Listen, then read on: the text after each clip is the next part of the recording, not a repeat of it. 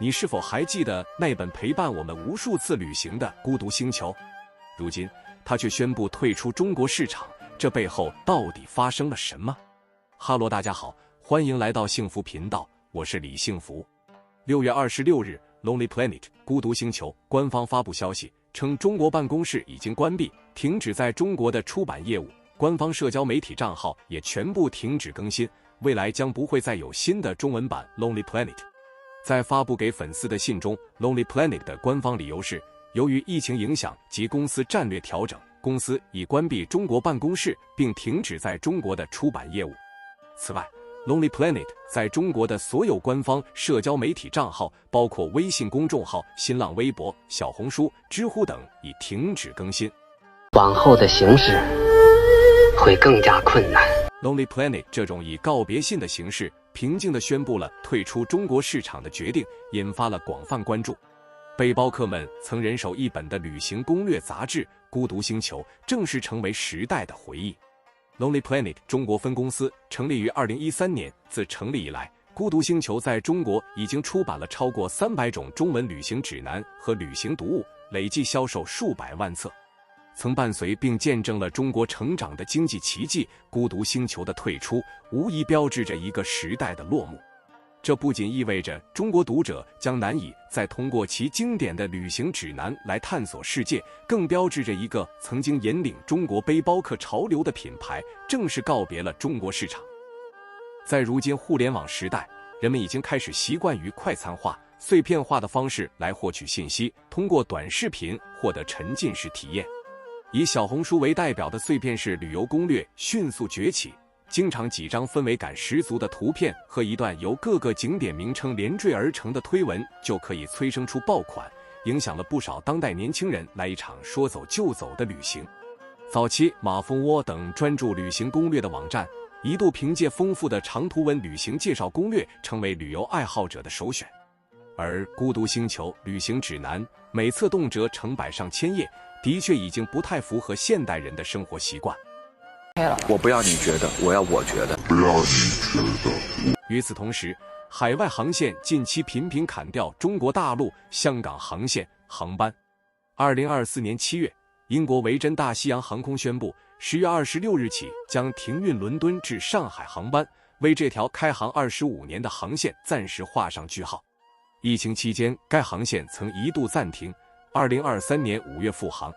目前每天由787-9执行一班。维珍将撤出上海的理由归结于无法飞越俄罗斯领空导致的巨大挑战和复杂性。维珍航空在其官方公众号称，在经过慎重考虑后，我们做出了暂停上海伦敦航线这一艰难的决定。最后一班从伦敦飞往上海的航班将于2024年10月25日运营，并于2024年10月26日从上海返回伦敦。2024年7月底，澳航也将暂时退出中国，停飞上海悉尼航线。澳洲航空国际业务 CEO Cam Wallace 最近表示，这一决策主要基于市场供需的不匹配，供给回升至100%，但需求仅恢复66%。同时，与中国东方航空的商业合作失败也是促使其退出的因素之一。不仅维珍、英航、澳航，美国达美航空今年也取消了洛杉矶、上海浦东的复航计划。根据预订系统显示，达美在2025年3月30日之前都不会复航。美国联合航空则从今年3月份的航班计划中取消了161趟，近70%飞往中国的航班。外航撤出中国市场最主要的原因是，欧美航司需要绕飞俄罗斯空域，导致燃油、机组人员薪资成本上涨。什么他妈的叫惊喜？什么？维珍航空在宣布撤出上海航线时解释，作为英国的航空公司，上海伦敦航线需要绕飞俄罗斯领空，更长的飞行时间增加了燃油成本。同时，我们还必须配备4名机长，这也增加了飞行成本。这些因素大幅增加了航线运营的支出。对一些欧美航司来说，紧张的俄乌问题让俄罗斯空域，甚至接近俄罗斯空域都在变得愈来愈危险。芬兰航空今年4月曾称，在1个月内停止飞往爱沙尼亚第2大城市的航班，其2架航班之前因全球定位系统 GPS 的干扰无法在塔尔图降落。爱沙尼亚官员认为是俄罗斯干扰了当地 GPS 的运行。分行称此类的 GPS 干扰过去2年一直增加。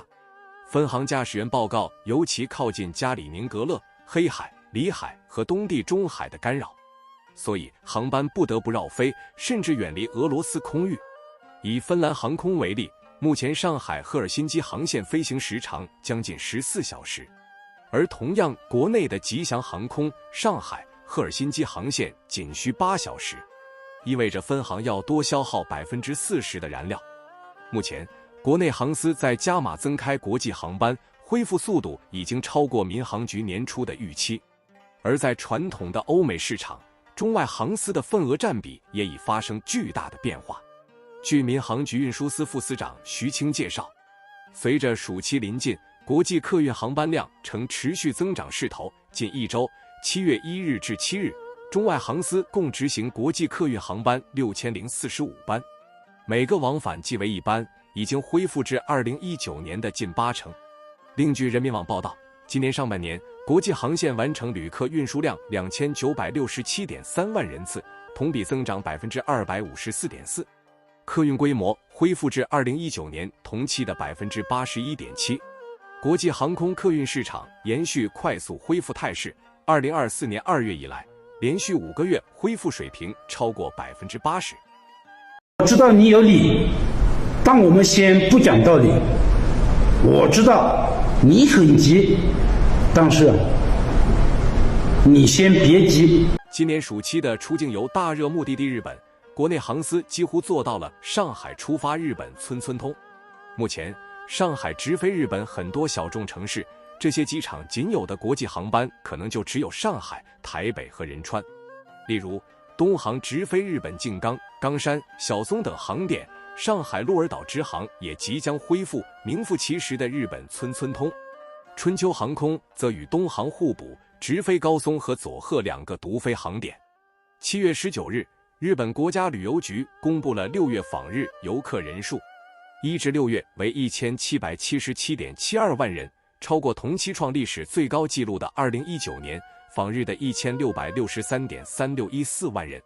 按国家和地区来观察，1至6月的游客人数依次为韩国、中国大陆、中国台湾和美国。旅行就是一场说走就走的冒险，那么你最期待的下一站会是哪里呢？是浪漫的巴黎，还是神秘的埃及？快来评论区告诉我吧。火红的太阳刚出山，朝霞铺满了半边